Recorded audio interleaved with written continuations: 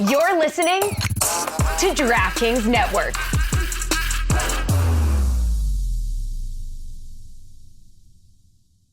Decisions.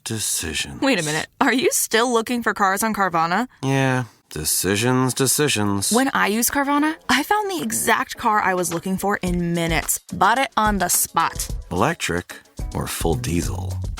Decisions. Come on, you've been at it for weeks. Just buy it already. You're right. Crossover it is. Decisions decided. Whether you know exactly what you want or like to take your time, buy your car the convenient way with Carvana. Warning, this product contains nicotine. Nicotine is an addictive chemical.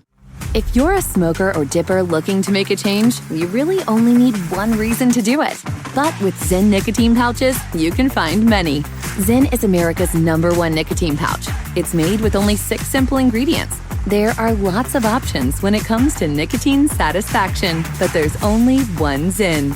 Learn more about Zyn and find your reason to make a change by registering online at Zyn.com.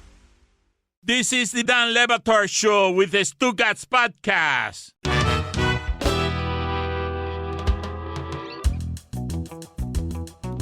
We have failed again as a show, and not just because we played a Mad Dog highlight when I was talking about fascism. We've also failed because we have not...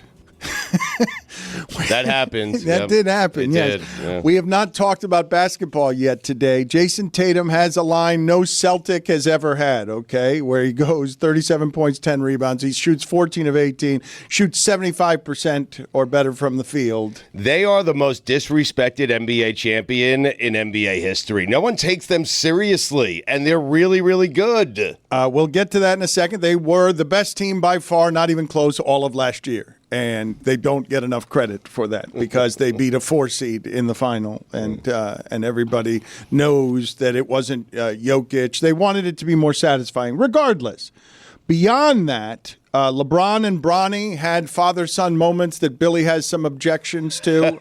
One of them had a lot of cameras around it, the prank of Lucky Charms in the car. There were an awful lot of cameras there for whatever it is that was. It was a Nike commercial. Oh, Lord. And beyond that, Stugotz, you've got the Celtics. Ray Allen showed up again last night out of nowhere. I thought those guys didn't get along. So Charlotte is in Boston. Amin is in Boston. They've got Oddball. It's returned. It's every weekday but Monday. I think TNT went away to commercial during the banners, I think, which they should have. I hope that's what happened. What were your thoughts last night? And thank you. It's been a long time, Charlotte, since we've seen you. I know, Dan. I'm thrilled to be back on the court with all of the on-court action. No, I mean, it was, good. It's a thumbs up. It was amazing to see the banner go up. Charlotte, what kind of return was that to our airwaves? Back just on the court. Stumbling around, running in circles, inefficient with your commentary. I just know you enjoy it so much that I wanted to give you what you've been missing during the offseason.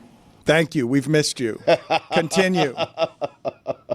No, it was one of I've never seen a banner raising ceremony. I mean, had you seen it? No, never in person, and still not in person because I watched it from the media room. Yeah, Amin wasn't out there, but I was out there, and it was really cool. I mean, I think it helped that it was the team that I root for. Stugotz, I love hearing you say they're disrespected and they deserve more respect, but it was to see. I also got to hold the ring, which was pretty cool. You got to hold the actual ring? Yeah, I did. When did this happen? When I was just, palling around backstage, as I like to call the bowels of the stadium. Meanwhile, I was stuck in media dining. By the way, Dan, I got to correct you on one thing. It's every day but Friday now. That's right. Wow. The new season, new schedule. We work Mondays. We take Fridays off now. Mm-hmm. Okay. I didn't know. I wish someone had told me. You're part of the Oddball is part of the network. I think I should get that right when I'm delivering the information on things we're promoting on our show as part of our network. The Celtics last night, Josh Hart says we should drug test them, and he's never seen anything like that in his life. They come out and just bomb everybody with threes, more threes than we've seen in a game. Please explain to me, why Josh Hart is saying that. Knicks fans were crushed last night. That lovable team that they love so much, underdog, Hartenstein, offensive rebounds. Now it's attack Karl Anthony Towns. He's not going to be able to defend without Gobert. Well, Dan, when you talk about Josh Hart, he feels discouraged, hungry, and malnourished. And how could he not when the Celtics hit an NBA record three-pointers against them, tied an NBA record of three-pointers made, and that's having missed the last 13 straight three-point attempts. They tried to break the record, and some folks across the aisle said that ain't happening tonight. But if you're the New York Knicks, one of the big issues is chemistry, and especially on the defensive end, where many of those three-point makes were wide open variety. I don't understand why you went Obama there for all of the analysis. Why did you do that? Because he's a big basketball fan, Dan. Haven't you heard? Because he's on starting five? Because he's making documentaries with LeBron and Jimmy Butler? I'm sorry, Dan. I never meant to hurt you. I'm just telling you what happened in the game last night between the Knicks and the Celtics.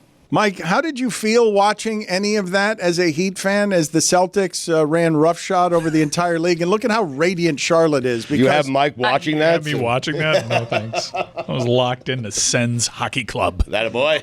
You're watching the Panthers lose by 100 goals? It's gone all right, man. The world champion Panthers, too. Give a reigning champion some respect. Yeah. Thank you. Losing it. No, I would never watch the Boston Celtics. Minnesota. I don't care. Pay me to watch that. I mean, garbage. were you surprised to see Ray Allen out there with Paul Pierce and Kevin Garnett? A little bit. I thought there was going to be a lot of venom in the building for him, but instead, I said to myself, hey, Walter Ray Allen, one of the greatest shooters of all time, and there was nothing but love in the building for him, Charlotte. We saw them in the tunnel right before they came out with Larry O'Brien. Yeah, I tried really hard to get all of those guys to talk to me, and the best one, you'll like this, Dan. Ray Allen was walking, I think, with his two kids. Yeah. And he was walking by me, and I had a microphone in my hand, and our wonderful producer Antonio had a camera, so it was pretty clear what I was trying to do. And I sort of started approaching him, and I said, "Hi, Ray," and he goes, "Hey," and then just keeps on walking. And I was like, that is a real pro-veteran move, my friend. Touche. He's got to pick a side already, right? Like this whole Heat-Celtics situation.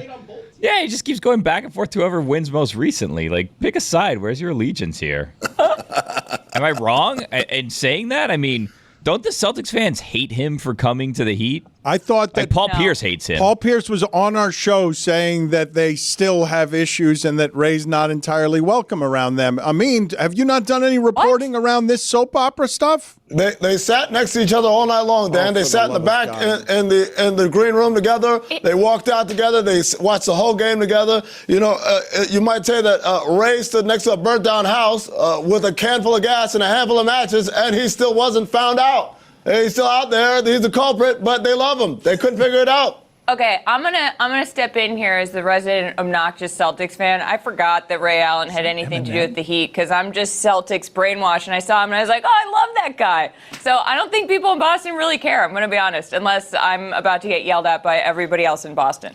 They loved him. He did as much winning in Miami as he did in Boston. I don't know how you'd forget that. No, Billy, he did more. He did more winning. I don't think about the Heat that much, you know. What do you mean he did more winning? They each won one. He did more winning in Miami. He won two here. He won two here. Yeah. That's right. One here. Well, you know, that's the way the cookie crumbles, Dan. Okay, that's not good analysis. It's great analysis. Guys, let me the remind best part. The best part of last night. The best part of last night was when the crowd realized that the Celtics, they'd hit 29 threes. The crowd realized the Celtics were 1 3 away from breaking the record for threes made in a game. And the crowd, just every time, you know, they had Sam Hauser in, they had Peyton Pritchard in, they had guys whose names I barely know. And they just kept chucking up threes. And the crowd was like, 1 more 3. 1 more 3. And the minute the crowd realized that they could break this record, the Celtics bricked like 13 in a row. And they just kept kicking it back out to Sam Hauser and Peyton Pritchard. And then in the postgame presser, Jaylen Brown was like, I just want everyone to know, like, this is evidence we're not hunting threes because when we try, we can't hit them. It's like there was a lid on the basket. You know, them chanting 1 more 3 reminds me of people chanting 1 more term. And then what happened? Why are you Obama right now? Saying. Have you ever been hated or discriminated against? I have. I've been protested and demonstrated against. Back to you, Dan. I don't want to do this. I don't know It's oddball, Dan. why you decided to do this every day but Friday this year. It's oddball. You get the occasional analysis from an incredibly crappy fake Obama. The idea that the Celtics... What what happened? What are you laughing at? You don't think it's a crappy Obama? No, I think it's pretty good. Ask Sasha, Michelle, Malia. They all think it's terrible. I mean, terribly great. Freudian. The ring that Charlotte held and wore, you're really just learning now that because you were in the media room, not being a part of the pageantry of the banner raising, you didn't do any of the emotional stuff. You're just learning right now that Charlotte held the ring, which is beautiful, in her hands. By the way, the ring is not beautiful. It's gaudy. I saw that they broke it all down for us. It's huge. I don't know what to say, Dan. I guess I could just say I just don't give a. Was this the plan? Was it the plan to be Obama the whole Mr. time? President. Well, I'm sorry. Did I turn some people off? You know what you should be turned off by? I won't say it, but you know what it is. It's at McDonald's. Doing the fries. Turned off by that. 4 days a week, huh, Dan? Yeah, 4 days a week, now on Fridays, no longer on Fridays, only on Mondays. I kind of like it. How many Eminem lyrics are that? Let me get, can I get, just so that people can understand what it is that Amin is trying to do, can I get that Obama video, please? And pair this with some Eminem. Get that for me at your leisure so I can explain to people what it is that Amin is doing. In the interim, Charlotte, do you have something to throw to here? I was told that you did some street reporting. Yes, Dan. I sat outside of TD Garden with one of those foldable tables and a sign that said, "Hate the Knicks? Talk to me." And the sign looked because Knicks was in orange and the rest of it was in black. And the sign was in front of the table, but every time I thought about the sign, I started laughing. And we have a piece coming out of the broader documentary about this incredible reporting I did coming out on Oddball. But we do have a clip of one fan. And I just want to say, besides this fan, most people in Boston were like, because I was trying to stoke the flames of a rivalry between New York and Boston in basketball because it's so strong everywhere else. Most people in Boston were like, the Knicks haven't really done enough for me to worry about them. And I said to one guy, I was like, it's like the Don Draper quote where the guy says, "I feel sorry for you." And Don Draper in Mad Men says, "I don't think about you at all." And the guy just goes, "Yep, haven't seen Mad Men." So that's how it went. But check out this angry Boston guy. Despise the Knicks. I hate them. I will eat their guts, stamp their throat, Spike Lee, or a weasel. You know what New York fans are about? They can't afford Madison Square Garden, right? So now they come here in droves, right? Come at the Garden and always want to start a racket and always trying to out-cheer us, but not on my clock. Freaking, I eat your heart out. I stamp on your head and punch you in the face. That's how much I hate Knicks fans. Wow, that is the passion I've been looking for all evening. Whenever the Knicks come to fun, there's a fight, and there's going to be a fight tonight. I'm not fighting, but some idiot's going to fight, and I'm going to cheer on for the Celtics. Yeah, let's go, baby. Get him. Get him, get him. Sorry, do you mean the fans are going to fight or like the game is going to be a fight or both? The fans. Yeah. Boss, yep. Yeah, because you know why? Knicks fans are arrogant. Can't stand them. Thank you so much, sir. Okay, bye. He ran out of material there at the end. He was running on fumes. Out of gas. Running out of fumes. You know, what's interesting is that guy went on camera and talked like that on camera. I'm wondering, what's your job? What is your profession, your day profession? Are you that rich? Can you afford to blow this shit? All right, let's go ahead and just play the clip already. Now notice my palms are sweaty, knees weak, arms are heavy, vomit on my sweater already, mom's spaghetti. I'm nervous, but on the surface I look calm and ready to drop bombs, but I keep on forgetting.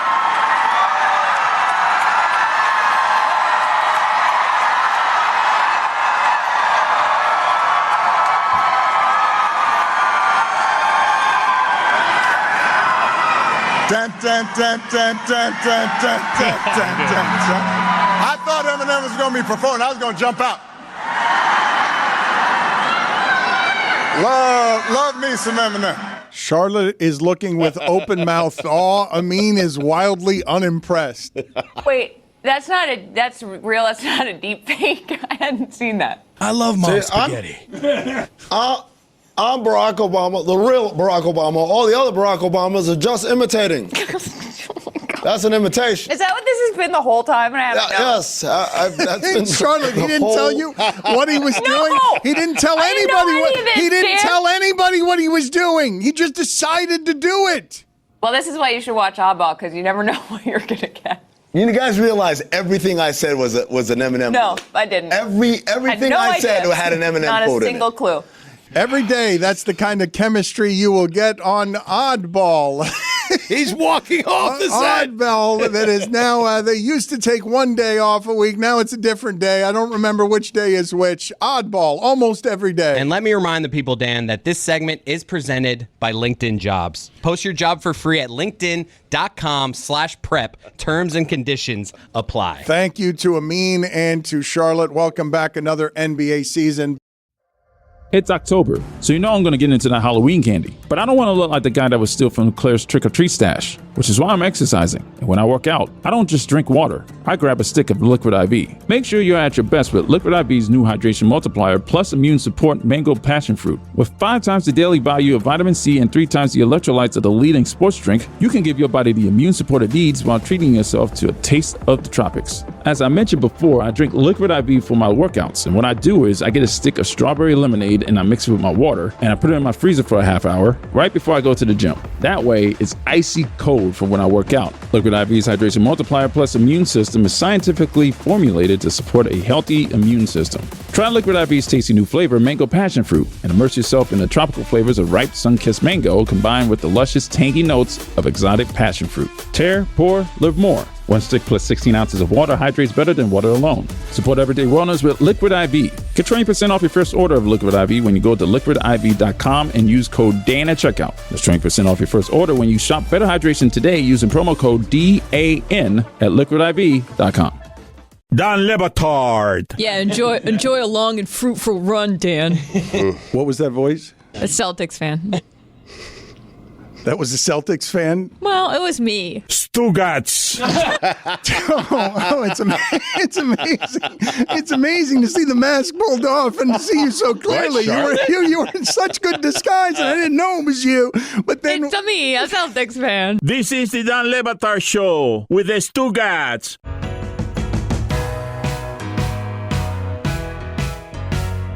Billy, you've been a bit critical of the general nepotism involved with LeBron and Bronny. And last night they get their moment, and LeBron spent the whole time afterward being emotional publicly, and he gets the Hollywood ending. Even if they don't win a championship, he gets the Hollywood ending. I can't believe he's still playing like that at that age. Crazy. And that they're beating Minnesota, which was a good deal better than them last year. But they got their moment, so let's play this moment and see if Dad Weekend Billy gets moved by the syrup of any of this. All ready? All right. You see the intensity, right?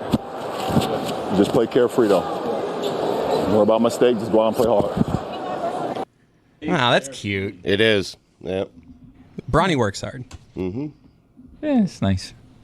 I have my regrets over how we discussed it headed into the draft, if I'm going to be honest with you. Why? I don't know. I don't like how it came off. I don't like how it came out. I don't know. I like to feel. I like having warm, fuzzy moments, but I like them to be natural and not feel like they're kind of like fabricated. I'm being controlled by, corporations, essentially. Nike, really, if we're going to name names. I don't want to feel like, every feel good is just like a big PR move by Nike to sell more Nike. And that's kind of how a lot of this has felt so far. It's what LeBron in Hollywood is meant to birth as he transitions while still playing into father and whenever it's grandfather and starts making more and more content because he's doing what Peyton Manning is doing while he's still playing. It's almost the whole reason he went to Hollywood is to get the Hollywood ending.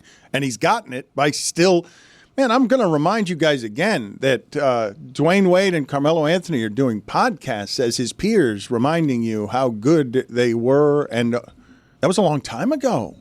Their colleague is still out here ushering in control of Hollywood by putting his son on the roster and getting people to argue about it. He's been a content machine for 20 years. I thought Kenny Smith in the pregame did a very good job of talking about Bronny and the fact that had he not sustained that terrible injury, well, he had a heart injury, went to the hospital, and had he not sustained that... He had cardiac arrest. Yes, he was a top 5 recruit, maybe the best player in his class. That's what Kenny Smith was saying. He would have made it to the NBA eventually. Okay. But LeBron provided his kid and himself and his family with a special moment because he has the leverage to do so. And maybe it was manufactured. You want these things to happen naturally. I actually understand what Billy is saying, but it still was a special, nice moment. It's literally manufactured from the people who bring you. LeBron runs the entire NBA and Hollywood for 20 years, is the biggest athlete in America, and at the end gets so many perks that he chooses the coach, and his kid is on the bench because he's going to get the ending that he wants. But if you could choose that perk, why would you not choose that perk? Getting your son to the NBA, playing with your son, going into a game with your son, those are cool moments, man. J.J. Redick was very clear on the front end that LeBron had nothing to do with his hiring. And I'm sure Bronny, there's nothing to do with him being on the Lakers. Well, no, he threatened to go play in Australia if he didn't pay on Daddy's team. But other than that, well, you can complain. Here's the thing that feels manufactured about it, right? Like I like it is manufactured. No, I know all of it. The reason that we know, and it's not even being hidden, is because like as soon as he gets drafted, there's commercial campaigns that come out, and like even the rookie hazing thing of like LeBron and Bronny, like there's a Nike commercial about it. Like it doesn't feel real, like none of it. Like that's why it's hard, I think, to enjoy the moment and be like, this is so special, because it just feels so like over the top manufactured by Nike and by the NBA to like, you need to feel this way, this is so special, feel this way. And it's like, I could just naturally feel this way by having actual genuine real moments, and you guys not trying to force feed these natural, genuine moments. Why can't both of these things, though, exist in your head at the same time? The relationship with his son is clearly and obviously real for all to see. Anyone living vicariously parenthood through, wow, that'd be cool to think about, or not, working or being able to work with my son or daughter. Why wouldn't you manufacture that moment if you could manufacture that moment? But you can. It can be manufactured and still cool. It does. You don't have. I agree. You don't have to choose between those two things. I think it being manufactured makes it less cool. Like you don't. It's like what's real, what's not real. I don't know. Okay, but we are not the greatest people to measure cool by degrees. But okay, I can tell you how I feel. That's how I feel. Of course, and I would say many people object to this for many different reasons, but if they did less, it would feel cooler. I feel like it would feel more genuine. If there was actually like a moment where they checked in, not like a pre-planned. This is when we're going to do it. You Watch do the beginning of the second quarter. Let's check this. Let's check that. Like I think honestly, if you want to have a deep conversation, it's just like a human condition thing, right? Like it's just everybody wants to live in the time when the most important thing happened, and this is the greatest player I've ever seen do XYZ thing, and like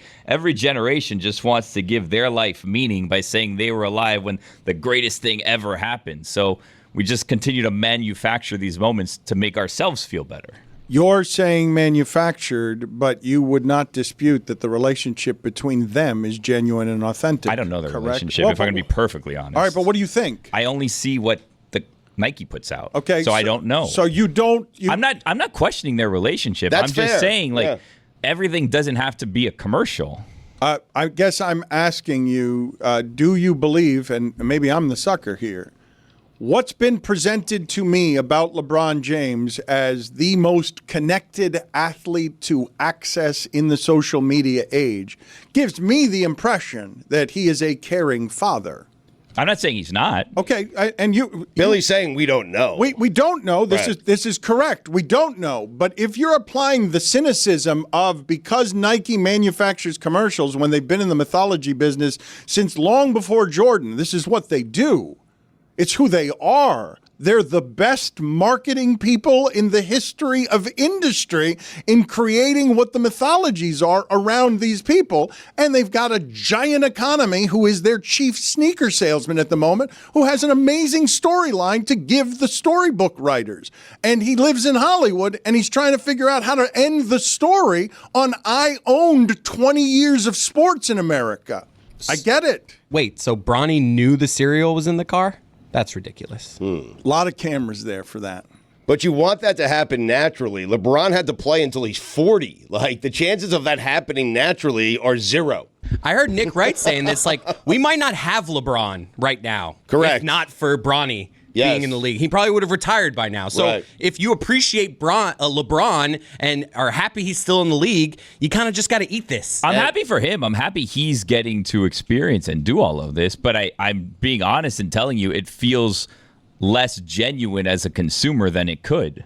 I understand. Windhorse is saying that the Lakers plan on keeping Bronny on the roster because a lot of people feel like he should go to the G League and go through what other players have had to go through to get to the NBA. But this is keeping LeBron motivated and activated, and he's into it, and he loves it, and he's showing his son the ropes. And therefore, Windhorse is saying that he thinks Bronny will stay on that roster for the season. Stugotz, one of the things that I always have found interesting about how we cover sports, all of it's sales, man. And we're the world's greatest customers because how we care about all of this nonsense in a way that's totally unreasonable. And guess who's as good at sales as Michael Jordan was? The guy who's getting to play later with his kid because he's figuring out a different ending past the time that he can actually win championships while still making the Lakers matter. And on opening night, they give you Celtics and Lakers, and right up on the screen is titles Celtics 18, Lakers 17.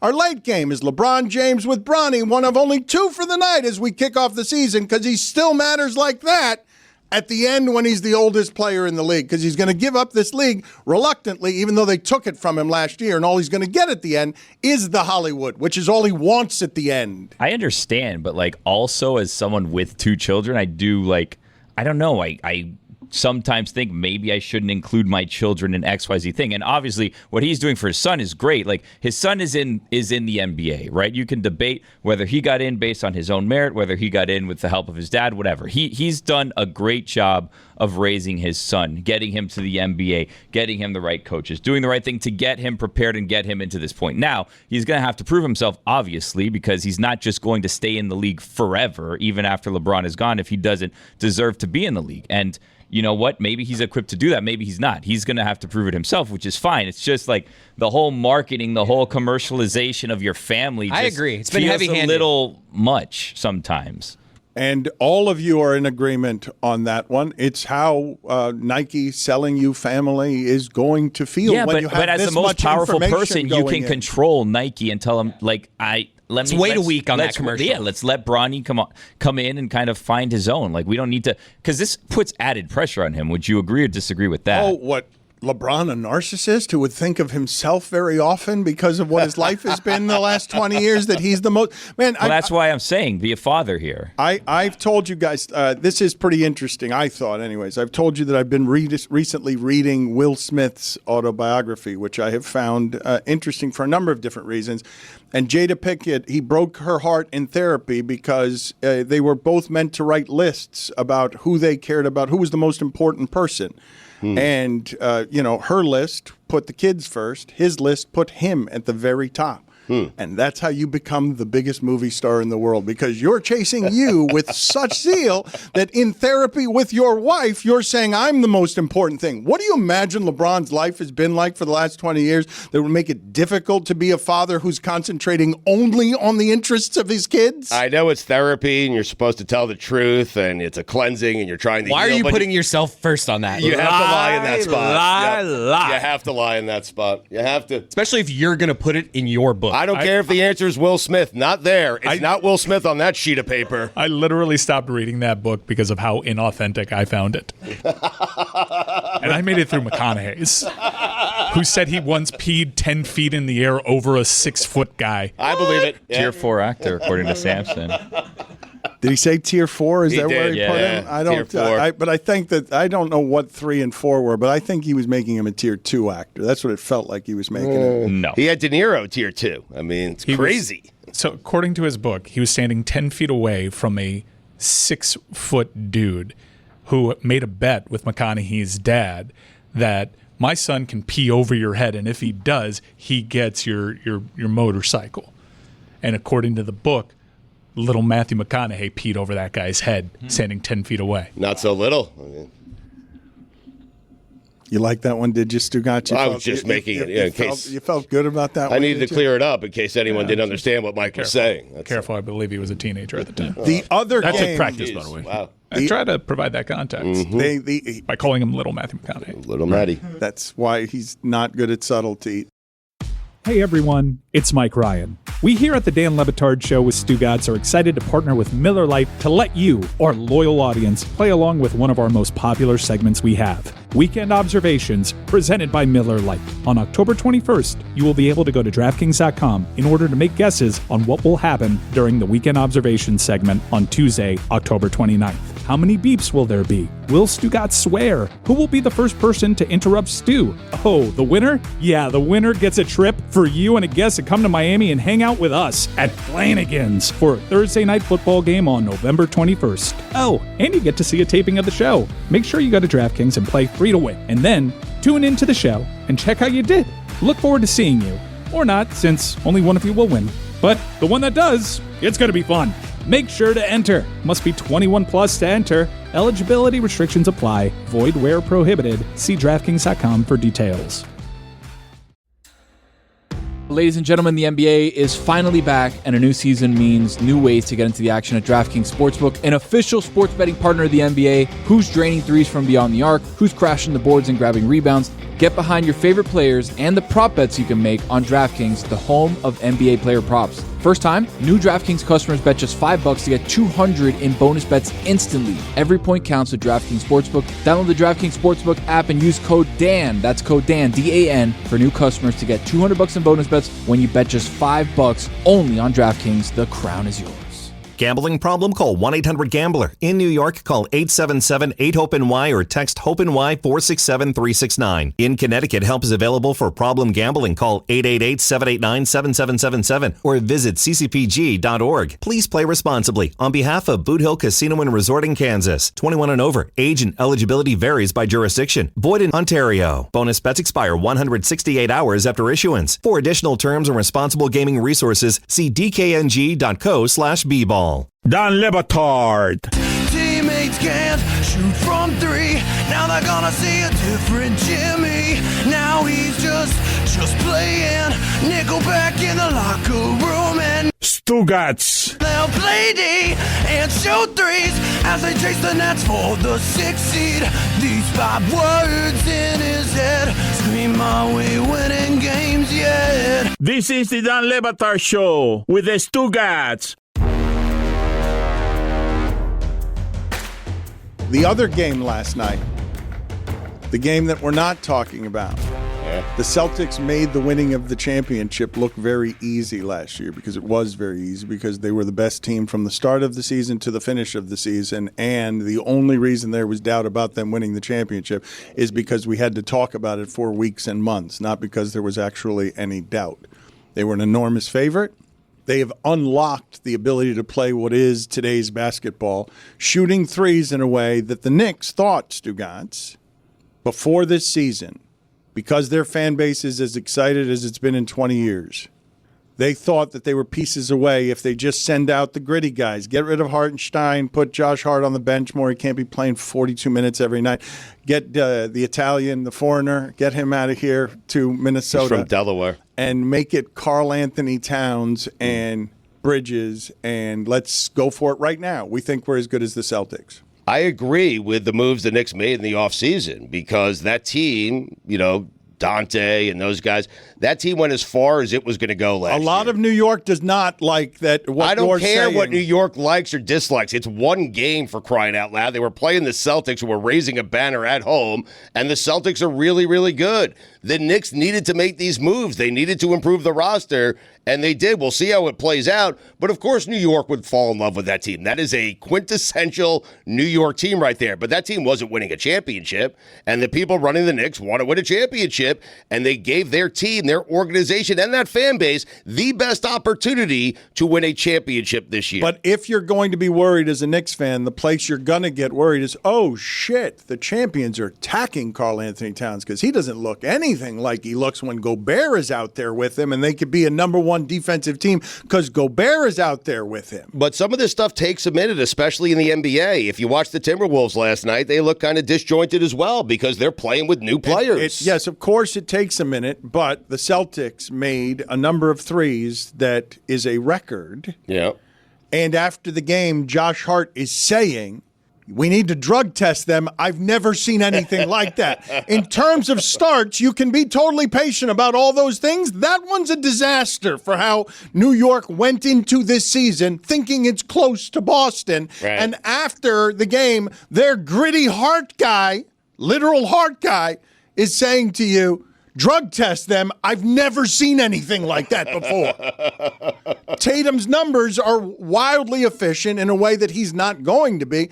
But the point stands on what Stugotz is saying. That team wasn't properly respected for how great it was last year because they ransacked everybody and started this season as if they put a bookmark in a bad Will Smith autobiography. It's weird because the team was so good last year. People still want to question Tatum. He made the Olympic team. Steve Kerr didn't play him. Jaylen Brown won the finals MVP, didn't make the Olympic team, probably should have made the Olympic team. It's like no one wants this team or believes this team to be good. And it's weird to me considering how dominant they were last year. They were great. Yeah, their best player when they entered the playoffs. I think the narrative's changed a little bit with how good Jaylen Brown was there, but they survived the postseason quite easily with having Jason Tatum statistically being one of the worst perimeter starters in the history of that sport in the NBA Finals. And didn't miss a beat. Didn't matter. So I think, it is kind of weird because Boston won an NBA title and it wasn't really obsessed over all offseason long. You almost have to remind yourself that they did. And I'm trying to figure out, is it the path that they had? Are sports fans smart enough to apply that context? Is it because the guy that had all the commercials, the Jordan guy and Jason Tatum, the guy that was crowned as next, didn't really deliver, therefore it's harder to sell a championship like that? It is a weird place because they were that good, but I do think they almost need a better foil. I don't think it's a weird place. I would say it's a combination of better foil, and you got to give us memorable moments, man. Like, you have to give us. Now, Boston fans will have a number of moments that they hold on to from that postseason run. The rest of us will have none. We will have zero from the entire postseason run. Think about what... Wait, so because they were so dominant, that takes away from what it is I'm just telling you how you remember. Okay. You're telling me they're the most disrespected champion ever, and I'm saying why. Yeah. Why would you run roughshod over everybody and nobody's giving you whatever you think the appropriate credit is? Right. I'm going to say it's because there weren't a lot of buzzer beaters. There wasn't, hey, they came back from 3-0. There weren't even stories for us to latch onto. They came back from 3-0 against the Heat. Derek White did that at the buzzer. I'm guessing that Celtics fans really squeezed the emotion out of last night. They loved a number of different things that were happening around the court. And anyone who doesn't care about Boston was watching it and shrugging, why do you love this team so much? What is it that you're connecting to here? I don't understand it. I'm not in love with Tatum and Brown and Porzingis. What was the most memorable thing from their postseason run? They had a series with the Pacers that was a lot closer than the end result because they had really dramatic comebacks, and Indiana blew a lot of games. Indiana was also injured at the time. So they swept them, though, right? Yeah, they swept them, but they had to, like, the game flows. If you see the win probability numbers in each of those games, Indiana could make an argument that we were just this away in the from last making that a 3 real minutes series. of all those games. I think it was probably in every one of them except maybe the last one that Indiana would have won the game. I think. There was an overtime game. There was one blowout in game 2, but there was an overtime game, and the other victories were 3-point victories for the Celtics. So, yeah, it's hard. We had to Google that, If they didn't, it's not a memorable run because we don't really have anything we can remember. And that's hard. That's typically not the case in that sport with postseason runs. That's hard to do if you're the Celtics. I understand what you guys are saying, but the Celtics were so dominant, they didn't provide their fan base or the league with any sort of memorable run. They were that good. Let's do it this way, Stugotz. I'll ask you this. As the Celtics last night are celebrating, hey, isn't it great that Pierce, Ray Allen, and Garnett are together again, because they were one of the original big threes, and one could argue underachieved by only winning one championship. And the one championship they won, though, if you want to talk about where fan bases emotionally connect with their players, had more Game 7s in it than any championship run we had seen. It took more games for those, more playoff games for those Celtics teams to make a bunch of different moments that makes us remember that those three guys played together in a way I don't think we're going to feel about, even if they win multiple championships. Porzingis, Holiday, Tatum, and Brown. Like that is, look, I'm not trying to discredit what they did. It's almost like they were too good. But in listening to listening to the oral history and some of the stuff that Mike is doing that ties our show to LeBron,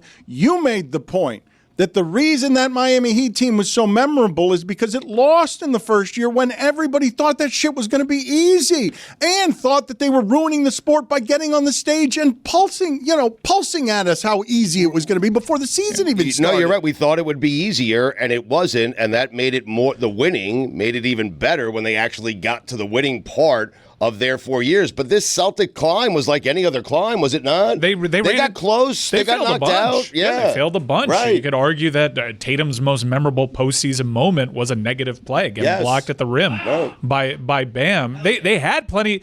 They had a climb that a lot of sports fans can identify with. I don't know. It's just weird. I think you can appreciate their domination and reign over the sport if they do another one. If they win another one and they're not an outlier like Toronto or maybe Dallas was. If they win another one, then their dominance can become a story. Validates, I would almost rather have none. How is this a theme that has been in all three of the shows this week? That you've got to win 2 or 0. That winning 1 is not the correct. It hurts you. Talking it out with you guys. A lot of people stumble into 1. Makes all the sense.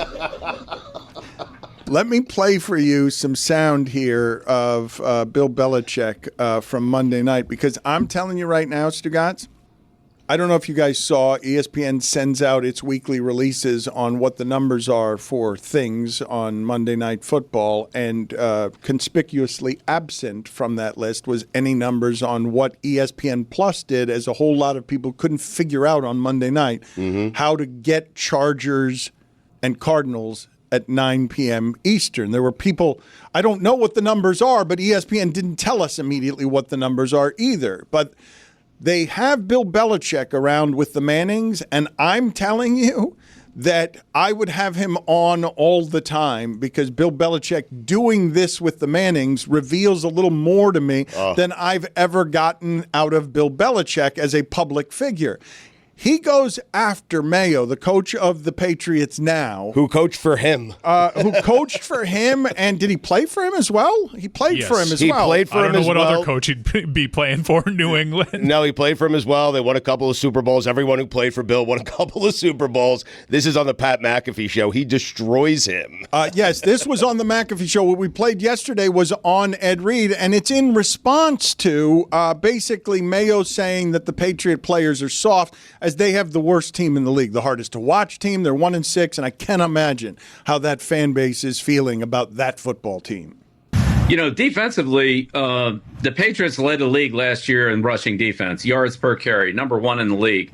And this year they're way down in the 20s somewhere. It's the same guys. I'm kind of hurt for those guys because they call them soft. They're not soft. They were the best team in the league last year against the run. And those guys went out there and did it, even though we couldn't score many points offensively. So I don't know. I feel bad for the defensive players on that one, because those guys, that's a tough group. That's how you use Bill Belichick to be really good at this. It's perfect. That's a great clip. Yes. That's where you apply. the hard thing with taking any of his analysis in is trying to figure out where his biases are. He certainly spoke with bias on Woody Johnson, but that was appreciated. As long as you wear it on your sleeve, it's a good thing. And right there, him's rat-a-tat-tatting. We were the best against the run. That is how you generally decide who is tough, who is a finesse team. We were the best against the run last season. That's really good stuff there. He was saying I was best against the run last season when I was coaching those same. That team was terrible last year. Yeah, but it's a great job by him because he's being pro-player and anti-coach. And if you're a player watching that and your team stinks and you want a new head coach, that's the guy you want. I mean, I'm serious. I think he's also taking an opportunity to coach Gerard Mayo one more time. You guys might have noticed in that clip, I'm jarred by it, even if it's just the most common of television graphics. 8-time Super Bowl champion. It punches me in the face when I see it as a graphic. 8-time Super Bowl champion. It's an unemployed. People forget about the Giants defensive coordinator ones. Yep. Yeah. Atlanta didn't want him. No. Nope. No. Although he might no longer be doing this media thing come Sunday night, because that's a great. It does kind of feel like Mike McCarthy's job is on the line headed into Sunday night against the San Francisco 49ers. Yes. You think if Dallas loses that game, McCarthy's gone the next day? Gotta believe so. And it would have to be Belichick, right? It's certainly the first call that Jerry's going to make. If it's not McCarthy, certainly that Dallas radio guy is going to be gone the very next name that Jerry Jones. Someone's getting fired. You have him still there, huh? Someone's getting fired. But it's amazing because Dallas can't really take a loss. San Francisco climbing back into the playoff chase will be made especially difficult if they lose that game. Usually when these two teams get together, it's because they're really good and everything, the uniforms, the rivalry, that's all great. But here, the draw is that they're both tire fires at the moment. Is it as amazing as Belichick chasing his 20-plus girlfriend through corn mazes? Because I want... what a sight this was. I think they named the corn maze after him. Did they? They visited a Belichick-themed corn maze, I believe. If you look at it here, there's a picture of him. See him in the hoodie. So delighted. That looks like a generated image.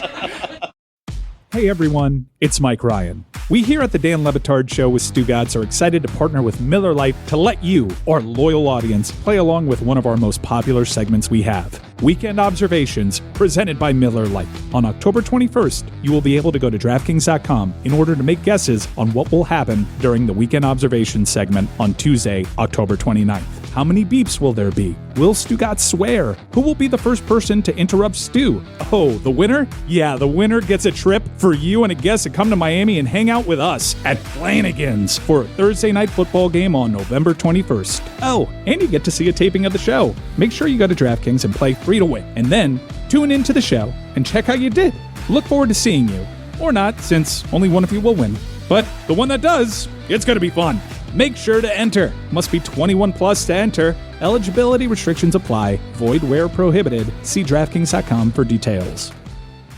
Bada boom, sold. Huh? Just sold my car on Carvana. Dropping it off and getting paid today. Already? What, you still haven't sold yours? You told me about it months ago. Is the offer good? Oh, the offer's great. Don't have another car yet? I could trade it in for this car I love. Come on, what are we waiting for? You're right. Let's go. Whether you're looking to sell your car right now or just whenever feels right, go to Carvana.com and sell your car the convenient way. Terms and conditions apply.